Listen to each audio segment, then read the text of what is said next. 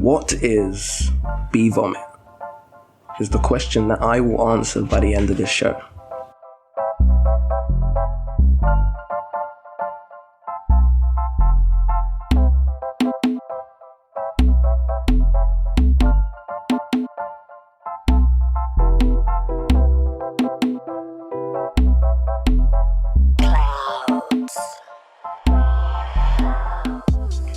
Hello and welcome to the very first episode of The More You Know Mondays. The more you know, the more you grow. And this is the very first episode where today I will be talking about the 3-day week. Now before I get into that, I want to start the show with an affirmation. I'm going to do this every week. I'm going to call it Monday Affirmations because, Monday is the first of the week, the start of the week rather, and depending on when you're listening to this, maybe this the beginning of your day or maybe it's the end of your working day, like it's nice to kind of, I feel like it's nice to start the week with something positive. So for this, I have an app, motivational app that shows me motivational quotes throughout the day that I get to kind of digest. Some of that I kind of just dismiss, but most of them I kind of look more into because I've got it in the widget part of my... Oh, damn. I can't remove that. The widget part of my home screen on my Apple device, on my iPhone rather. And I thought that it would be cool to start the first episode and every episode with a quote, So the quote for today will be by Mike Norton, and it goes like this. Beethoven said that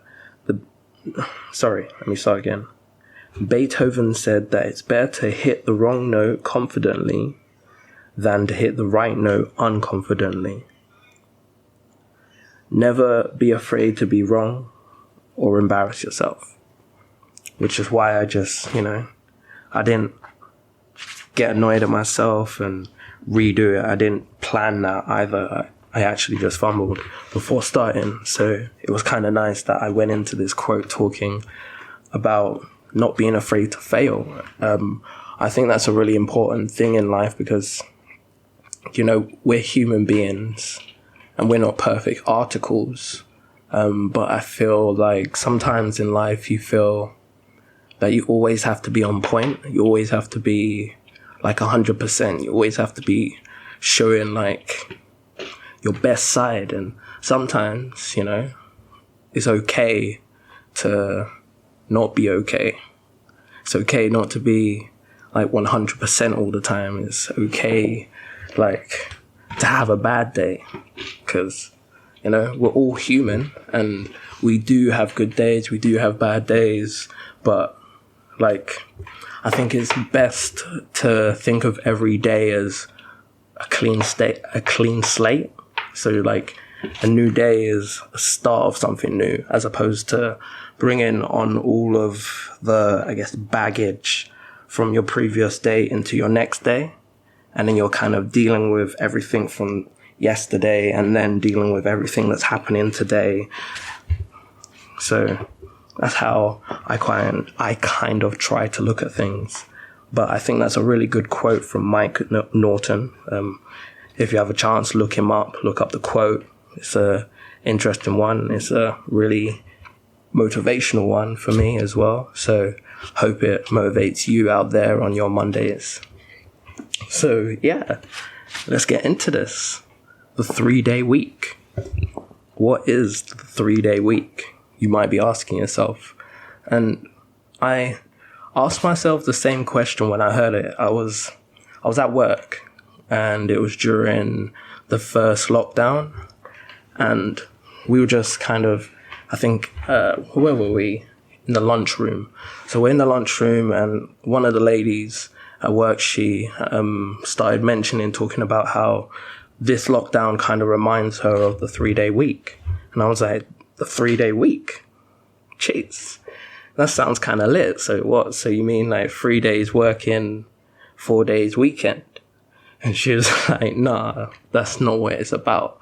Like, so I want to go into what specifically happened or what the events of the 3-day week were. But before I actually talk about that, I think it's kind of best to give you kind of a background of what was happening around that time. So around that time, you have to understand this was the 70s, like almost 50 years ago. So we're talking around when this happened, it was 1973, 1974.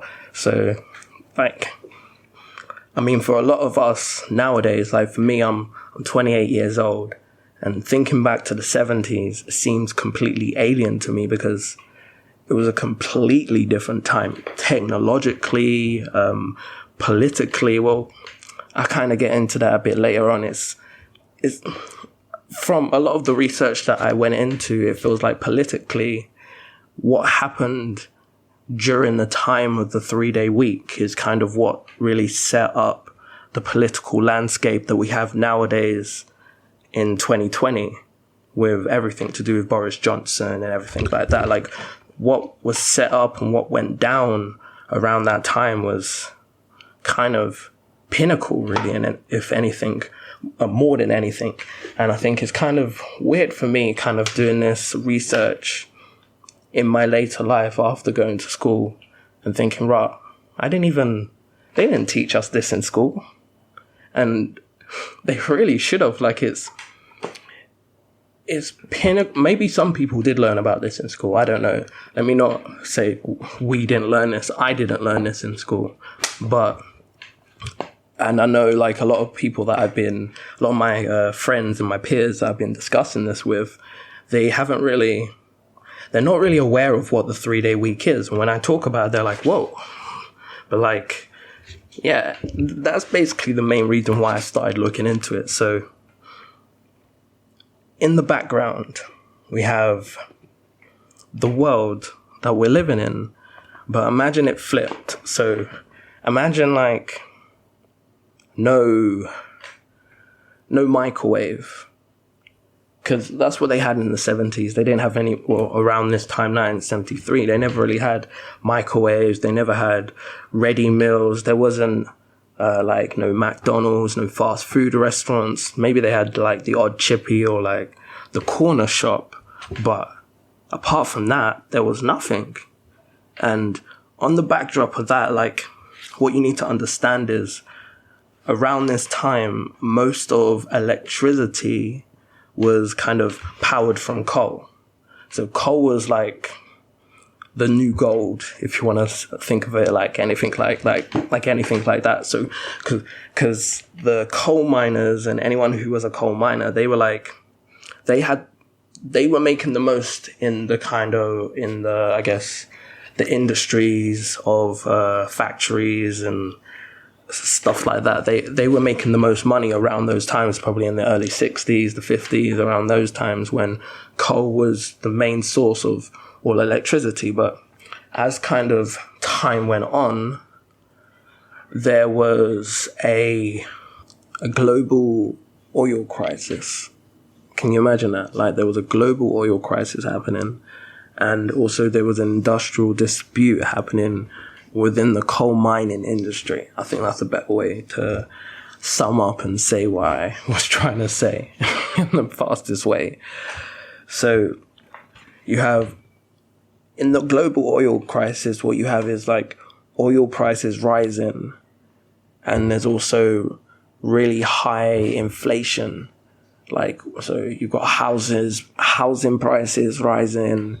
There's also a backdrop of war on when you think about the Yom Kippur Ramadan War, or it's also known as the October War. But I can go into that deeper on another episode, which I will do, because there's all kind of interesting points in time that I don't know. If you don't know about it, maybe you're a historian, you do. But if you don't and you're just an average person, like I was before I started looking into all these things, yeah, man, it'll be great to learn more about. But anyway, back to the 3-day week. So obviously we've assembled that we've got war happening in the background, we've got oil crisis, we've got coal running out. So I think that's what it must have. That's what it must have been. That's what was happening. Coal was, I guess, running low in the UK around this time, and there was a Conservative government at the time, which was run by Edward Heath, which, from listening to a lot of documentaries and watching a lot of things about this time and era, he's also known as Ted Heath. So, I mean, look into that, because I was reading this article, like, who is Ted Heath? And I was like, Ted Heath? But they said his name was Edward. Maybe I don't know about shortening words, shortening names, because my name's Kory, and people shorten my name to Kor, which is like not really a step because you just removed the last letter. But like with Edward to Ted, maybe Ted is the shortening for Edward. I didn't even look into that, surprisingly. But maybe I will after the show and then share it with myself. But yeah, so Edward Heath was the Prime Minister of the time in a Conservative government. Surprisingly not so alien from what we're going through right now with Mr. Boris Johnson. And what we have is Edward Heath running, and from what I read and listened to, like I said, multiple times, as you can hear, he's running the party in a time when, you know, the country, before all the oil crisis and everything, they've had a strong economy, they've had relatively kind of low unemployment rate, and then, you know, then also it's kind of interesting to also state that, or not even state, mention that on the 1st of January 1973, the United Kingdom, that was when the United Kingdom first joined the European communities, which is now known as the European Union. And I think it's also important to mention the fact that when the UK did enter or first become a state member of the European communities, it wasn't when the European Union or European communities had first founded. So the UK was invited to take part in the talks that led to the founding treaties of the EU. The Treaty of Paris in 1951, which established the European Coal and Steel Community, and the Treaty of Rome in 1957, which established the European Economic Community, which is the EEC. Now, the British government did not engage in a significant way with these talks and signed neither of the founding treaties at the time. And it was obviously disliked by many people because, well, the European Union was disliked by many people in the British, or the British in the UK, because of supranationalism, which basically refers to a large amount of power being given to an authority, which is the European Union, which in theory is basically placing them higher than the state themselves. So it's kind of like a intergovernmentalism force. I guess kind of the best way to look at it, other than all these jumbled words that I'm saying, is it's like, think of it like a super government. So kind of on paper, it sounds like a great thing. To me, it does. But, you know, there's obviously some people in this dystopian UK that we live in right now that believe that we should leave it, the European Union, and so it happened, but I voted Remain. Anyway, as well as that, the reason why I guess a lot of people from the UK dislike that kind of super nationalism element in the treaties is that they were kind of worried that it was kind of about damaging the links with the Commonwealth countries, and they saw it kind of as a way to kind of pursue a one world economic system policy, which involved a central currency, which is the euro. And the UK really wasn't about giving up the pound sterling, you know.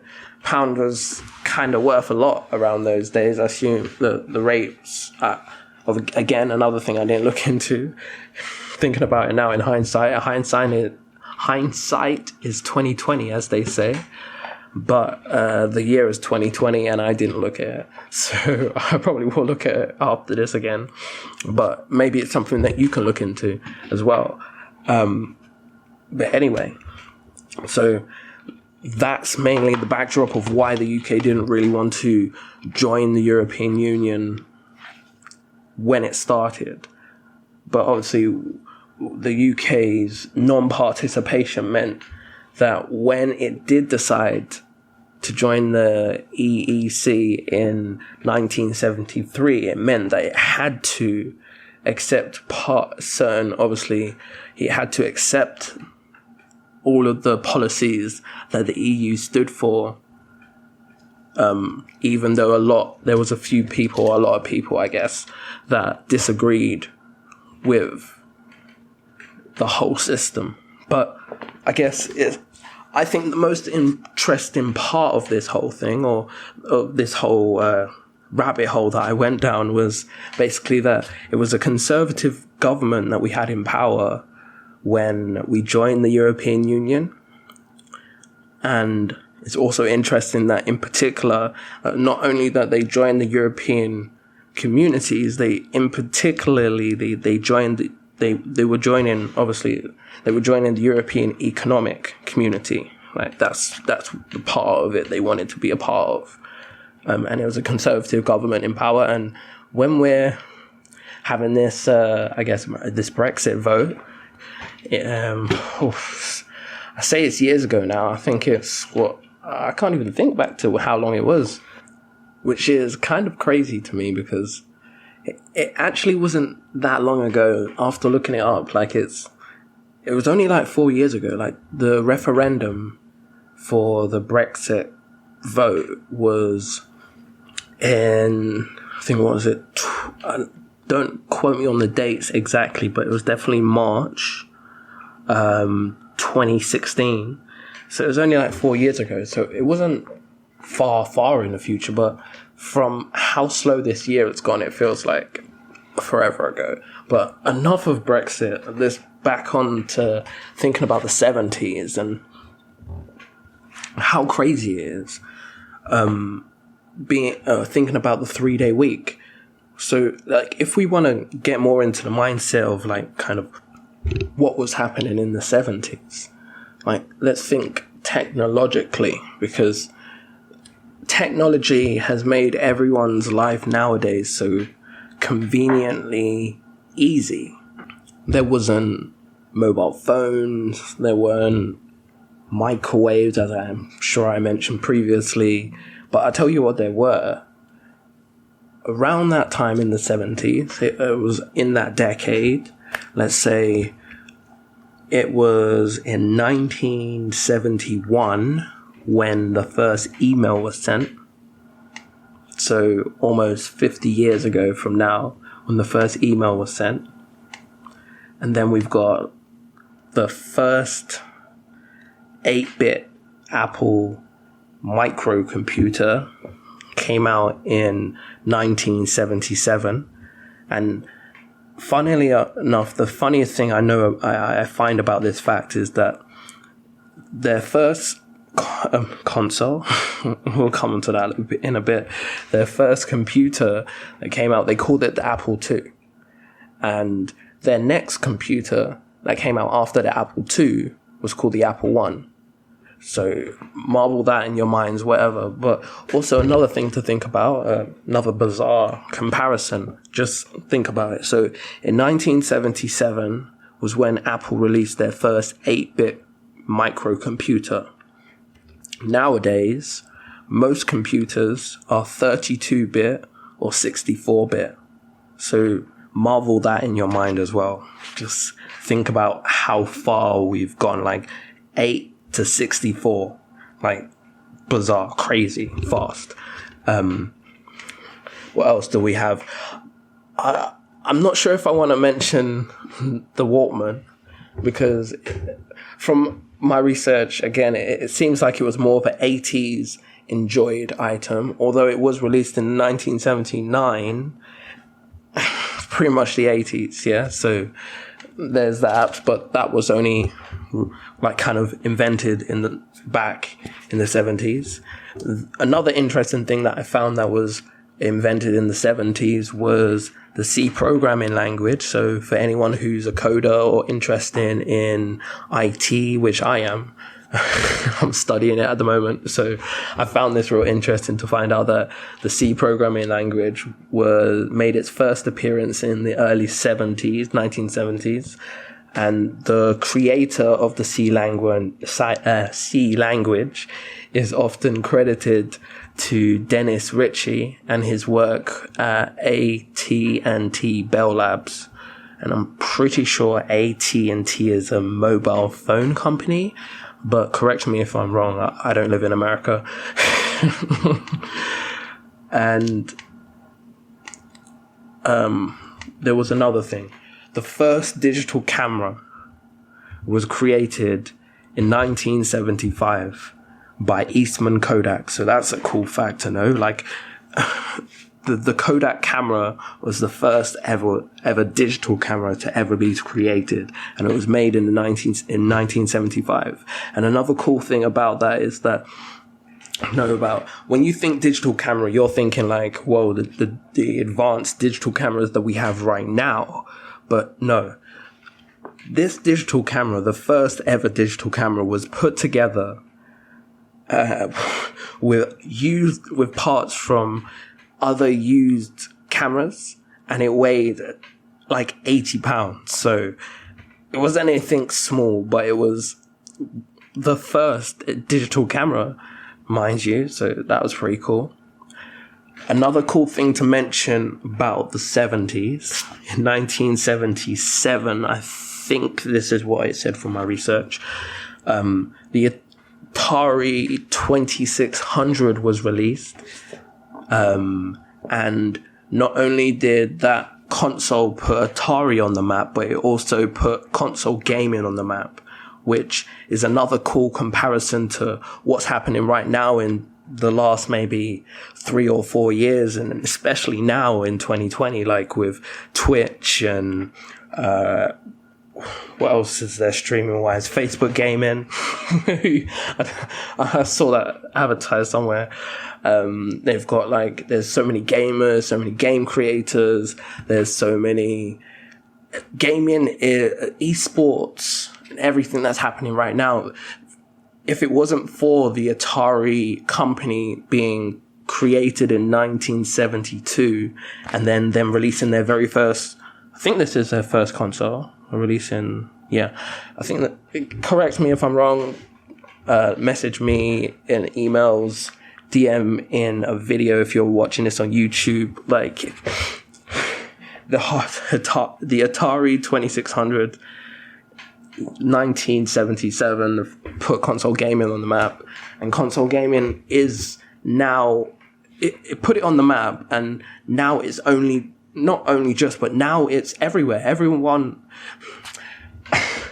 I'm thinking about it as like when you're growing up, when me and my generation were growing up, you might want to say like, what do you want to do for a living? Oh, I want to play computer games. I want to be a gamer.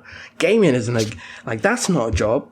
Like, look at it now. Like, you look on YouTube, you look on Twitch, you'll see these gamers and they're making money from playing games. And in the beginning, I didn't really get it. But like now, as kind of years have gone on and people gamers have explained it to me, it makes more sense. And I myself delve into watching games because like there might be certain levels that I'm finding hard to complete, and I know there's a gamer out there that's completed this level. He'll show me the walkthrough and then I'll just jump on the game and complete that level. I won't be stuck anymore. It's brilliant.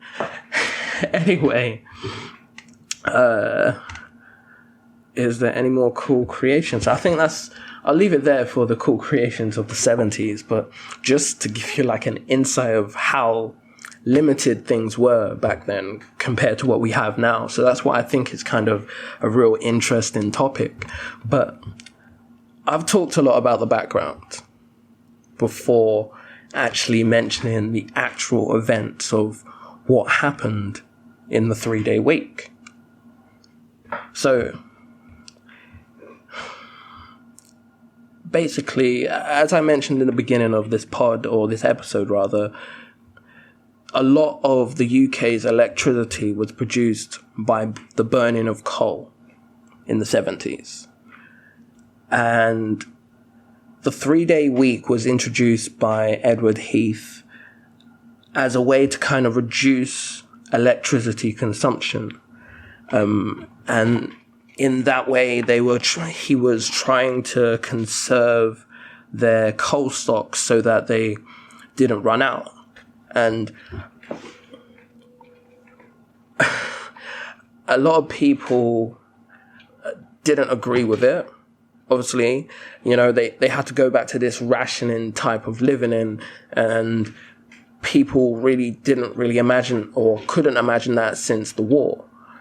And there's a video clip a video clip. This is a podcast, an audio clip. There's an audio clip I will play of the Prime Minister, Edward Heath, where he talks about him introducing the 3-day week on the 13th of December 1973, which only actually came into effect on the 31st of December 1973, which then span over 2 months.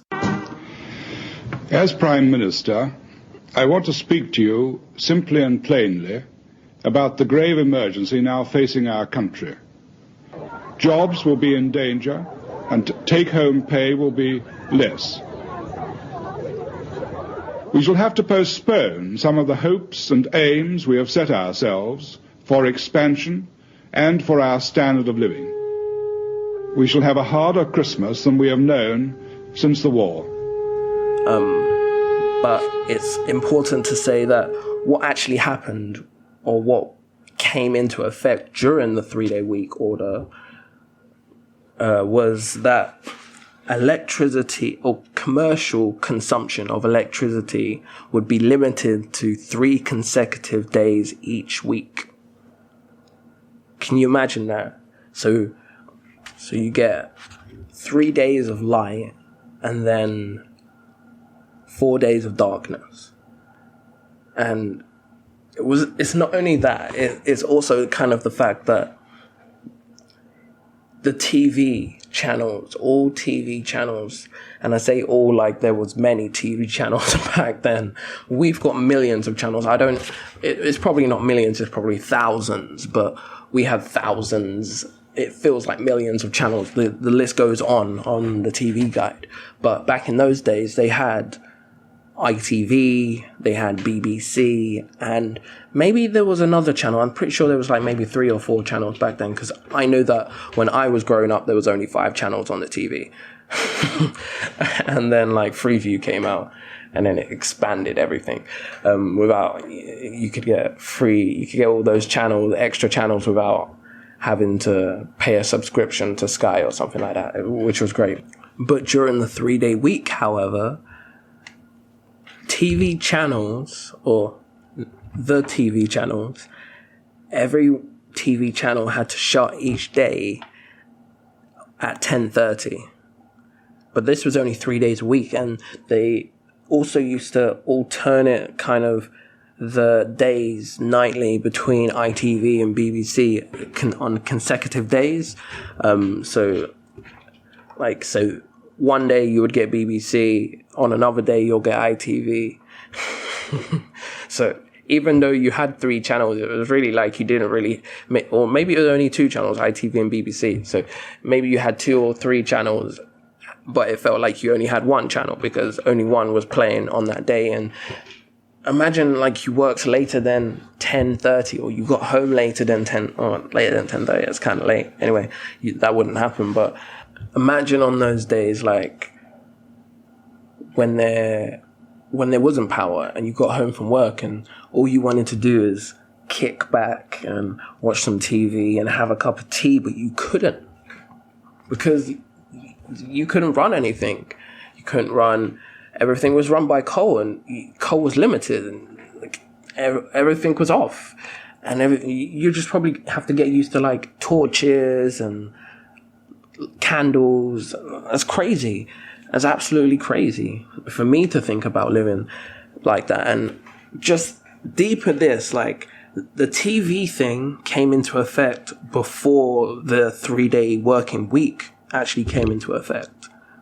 So like the 3-day TV or broadcasting week came into effect on the 17th of December, 1973. So this was like 5 days after Edward Heath has announced it. The TV channels are now stopping at 10:30 p.m.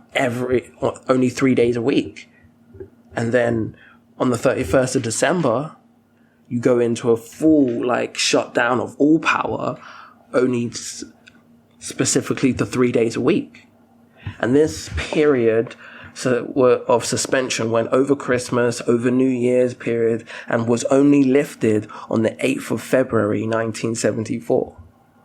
So 2 months they were in these crazy rationed electricity times, and they survived. And it was hard, obviously. I was talking to my mum about this because she was born in the 60s, and so around the 70s when this was happening, she was probably a teenager. And she says that she remembers it was a lot of family time and, candles being lit and stuff like that. So it reminds me a lot of kind of what's happening now. Although there's one difference though. The difference that I feel there is that nowadays, or not nowadays, now with the now with the lockdown that we're in, although we're closer together with being locked down with our family, I feel like at the same time we're kind of separated in the sense that everyone's taught mobile phones and technology. And of course, like the invention of mobile phones and technology is a great jump in everything, because I think I was listening to this BBC Radio 4 documentary, or audiomentary. Is that a thing? I've created it, if not. A documentary on BBC Sounds, which was talking about the 3-day week. And I used it for a portion of my research. And there was a part where he's talking about Edward. He's talking to someone that knew Edward Heath at the time. I think he was possibly someone of Exchequer's. And he was talking to him about getting hold of the Prime Minister one time. And there was a time where the Prime Minister was away on his yacht, and he was trying to get hold of him. But they never had like mobile phones so they could instantly get hold of him. All they had were these kind of close circuit kind of radios that they could maybe use to get hold of him. But because back in those days, they never had the range that our mobile phones have. So it was hard to get hold of him. And I assume in those days, if someone was out of range of the radio, then you're going to have to wait until they're back in range before you can get hold of them, or back at land, you know? So that's bizarre to think about. So passing information was slower. It's not as instant now as we have it now. Funny. And it was much slower time than now. Everything's so fast paced now than it was back in the 70s. And that's one of the things that I find so interesting about this topic, that there's so many comparisons and contrasts and similarities to what happened almost 50 years ago, like almost 5 decades ago, to kind of what is exactly happening now in our country in 2020 in the COVID pandemic. And we have the backdrop, obviously the comparison for me is like back in when they had the 3-day week, the global oil crisis was happening, and now we have the global pandemic happening, which is affecting the economy, people's mental stabilities, because we're being forced to pretty much be on house arrest. If you really want to think about it, we can't go anywhere. I think I was watching The Last Leg last night on Channel 4, and Jimmy Carr, Alan Carr,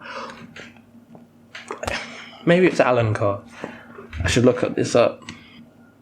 No, it's definitely Jimmy Carr. My apologies. It was definitely Jimmy Carr on the show, and he made this joke about how we're being in lockdown is pretty much like house arrest. And then he went on to saying that in his joke about how we should be tagged. And then I was just like, yeah, that would be a good idea. And then my friend I was on the phone to pointed out that like kind of that wouldn't be a good idea, because then they would be able to track us everywhere we go. So yeah, hope that doesn't happen. But yeah, it is crazy, this lockdown. But I think the best thing for us to do is keep in good spirits and stay together with our family, spend time with our loved ones, because we don't know how much time we have. And I don't mean that because of the pandemic that's happening. I just mean that in life terms, we don't know when it's our time or when it's anyone that's close to us's time. So what I'm basically saying is just value the time that you have to spend with the people that you value in your life, because it's quite important, to be honest. But back on topic. It's always also quite interesting to look at the fact of the landscape of environmentalism, because around the 1960s was when the scope of the movement of the modern environmentalism began. So in the 70s, they're kind of 10 years into the movement, and like now we're in full swing, because we're still trying to stop what we started trying to stop 50 years ago, which is crazy. But at the same time, I think it's also important to mention the advances with the environmentalism that we have taken from the 70s to now. Like they're slowly introducing electric powered cars with hybrid technology and stuff like that. But I feel like we could be on the brinks of maybe another oil crash. Possibly oil prices could be rising. soon because there could be an oil shortage again. So I don't want to say that history is repeating itself because, it seems to us like history is repeating itself. But I think that I can't remember who I heard this from, but there's a very good version of that I heard that I think is a better way of describing the events of history repeating itself instead of saying history repeated itself, because by saying history repeat itself, you're making history into kind of a physical thing that can do things, when really history is just the title that we give for the things that happened in the past. So what actually happens is humans repeat history. They repeat things that's already been done. That's what creates the time loop, I guess, of the historical loops and these historical similarities. Because I don't know how long in the future it will be. Maybe it'll be another 50 years. Maybe it'll be 2080. And something else will happen. Or someone will look back and be like, right, things have changed dramatically since 2020. And we thought that was crazy. But that's the future. I'm not living there. I'm living in the present. The past, I'm leaving it over my shoulder because I don't want to drag it into my present and be tracking it all into my daily living. I'd rather leave it there in the past and live in the present. Like I said at the beginning of the show, you need to look at every day as a new day, like a clean slate, for you to create something new. It's hard, obviously, to forget about the things that happened in the past, but we don't need to forget about them. We need to use our failures as lessons, use anything negative as something we can learn from to better our life or better ourselves or put ourselves in a better situation to the best of our own abilities in whatever given situation.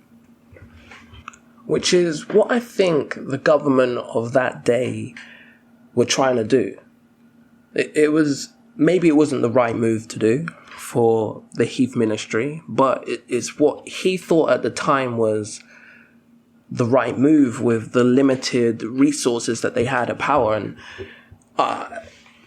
also in that audio documentary that I listened to on BBC Sounds, they were talking about if Edward Heath didn't introduce the 3-day week, then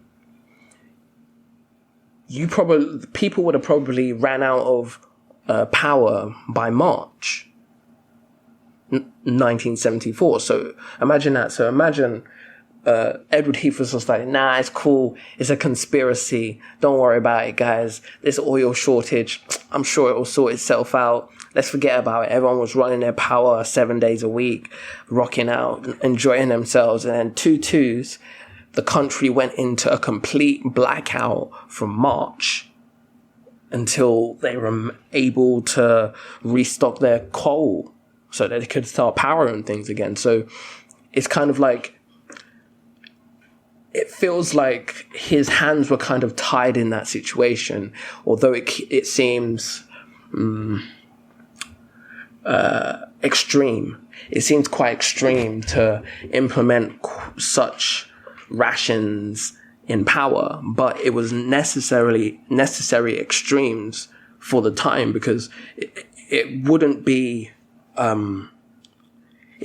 seen as England or the UK to be a strong nation if they had no power and they wouldn't run anything.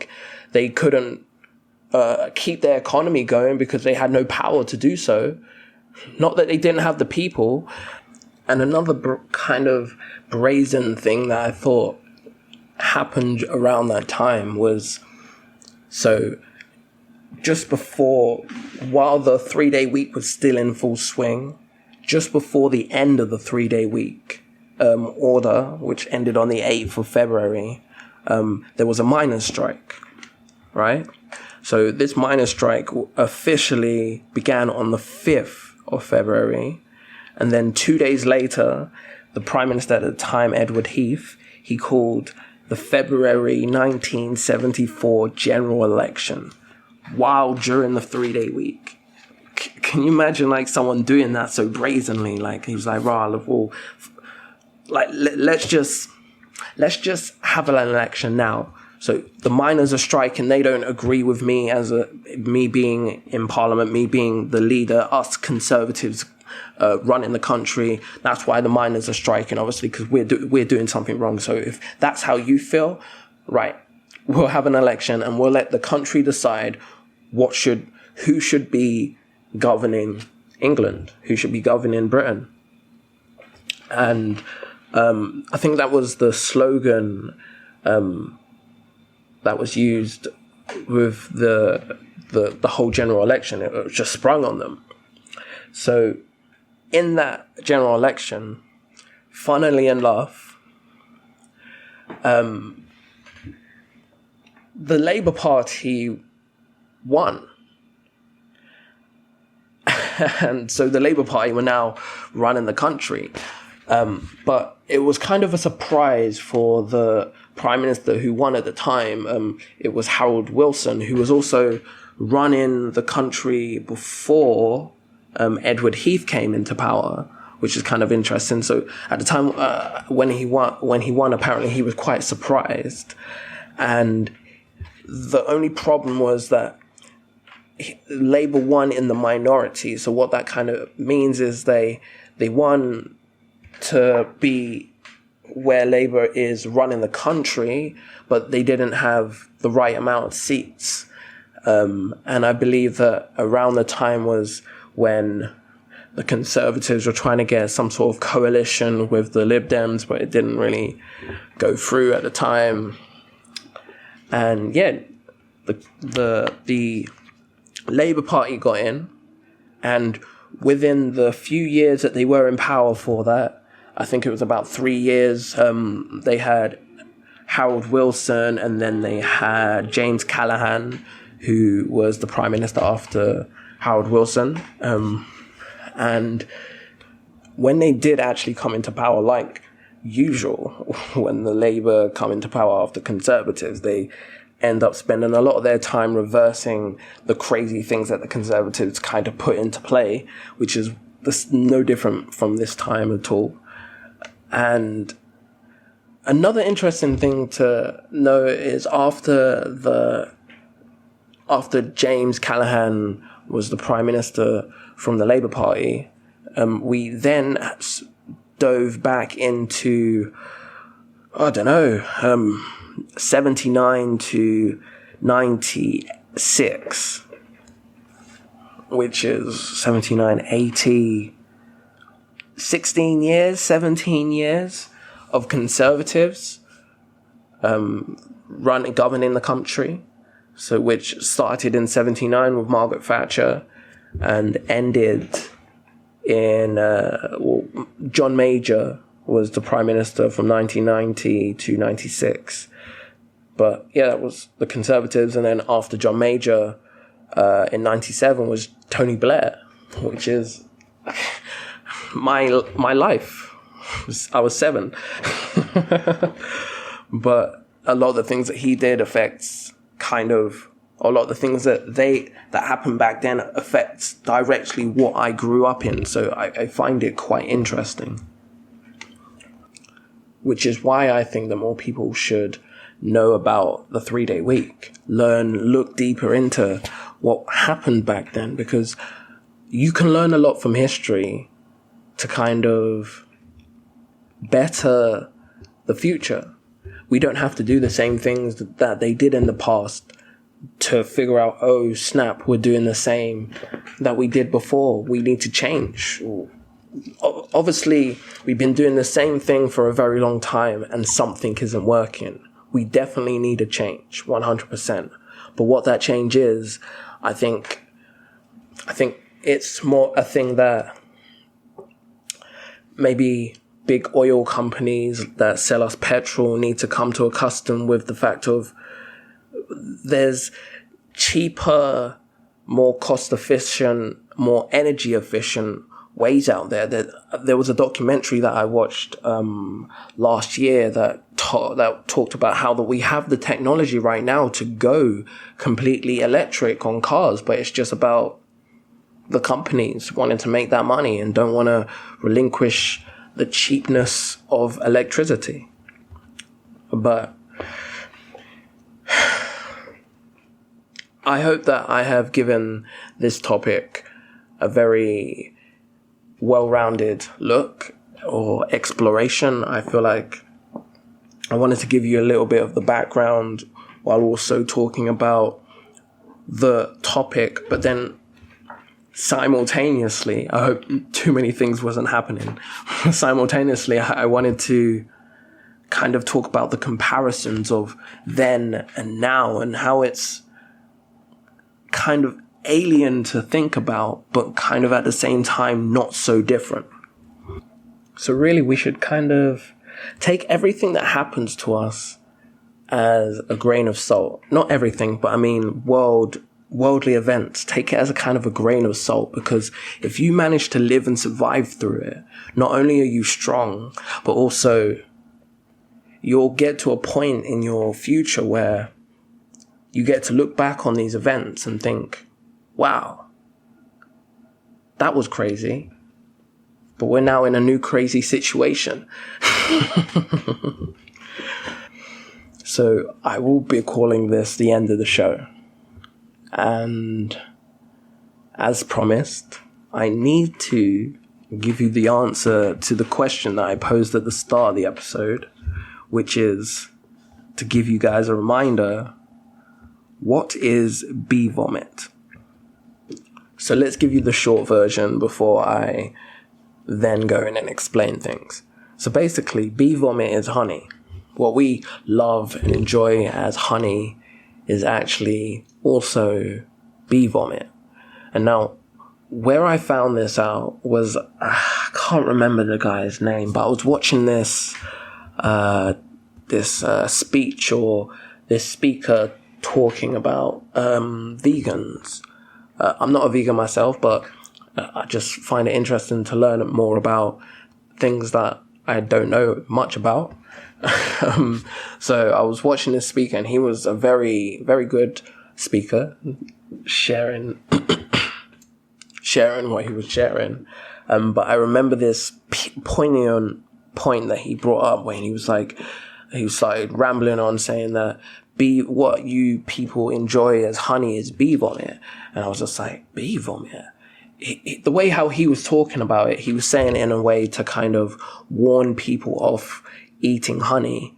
But I heard it, found it quite bizarre that, we eat bee vomit.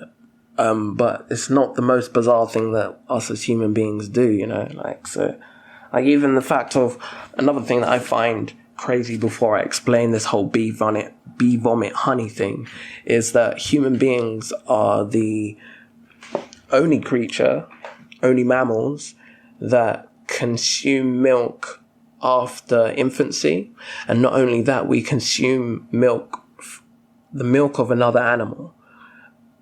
And the crazy thing for me is that if there was an adult that was still drinking breast milk, you would look at him weirdly. But people who drink cow milk, that's normal. Now, I'm sure there's vegans out there that would probably be like, that's not normal. And I don't think it's normal, but unfortunately, it's what I enjoy at this moment in time. Or I haven't really had milk per se in a very long time, but that's another conversation. But let's get into the bee vomit. Basically, nectar is converted into honey in the bee's stomach, and then it is regurgitated and stored in hexagonal wax cells within the hive. So honey is fed. So think about it in the regurgitation stage. The reason why they say it's bee vomit is because, like birds, when they might eat something and chew it up before feeding it to their young. That's basically what bees do to their larvae. So they'll feed honey to their larvae, and it will be served as a supplement for food for adult bees. So honey is essentially bee vomit if it's regurgitated nectar. And although it's not... you can see probably why people don't call honey bee vomit, because if that was on the rest of... If you looked on your honey, if instead of saying honey it said bee vomit, you're like, bee vomit? I think I'll leave that alone. But it's actually kind of tasty, which is kind of bizarre. But there you go. If you don't believe me, check it out on Google, look it up, shoot me an email. Yeah, get at me. The best way to get at me is to probably send me an email at myopinionmeans@gmail.com, or you can hit me on the social media platforms. If you look on all of our social medias, we are at My Opinion Means on Instagram, Facebook, and Twitter. So follow, check us out. Instagram is probably the main one where I post most things, but follow us on all the things because there's always things to see. But yeah, if you enjoyed the episode, please give us a rating on Apple if you listen to us on Apple, and if you listen to this as a audio podcast on YouTube, give us a thumbs up, subscribe for more, share with your friends, and of course, thank you for listening if you actually got right here to the end of the episode, because this is the first episode. I wanted to start it off nice with something interesting, something cool, something that you might not hear on a day to day all the time. But this is the end. I really do hope you've enjoyed the first episode. There's more to come next week, where I will be talking about... No, you know what? No. Wait until next week. Thank you for listening, and goodbye.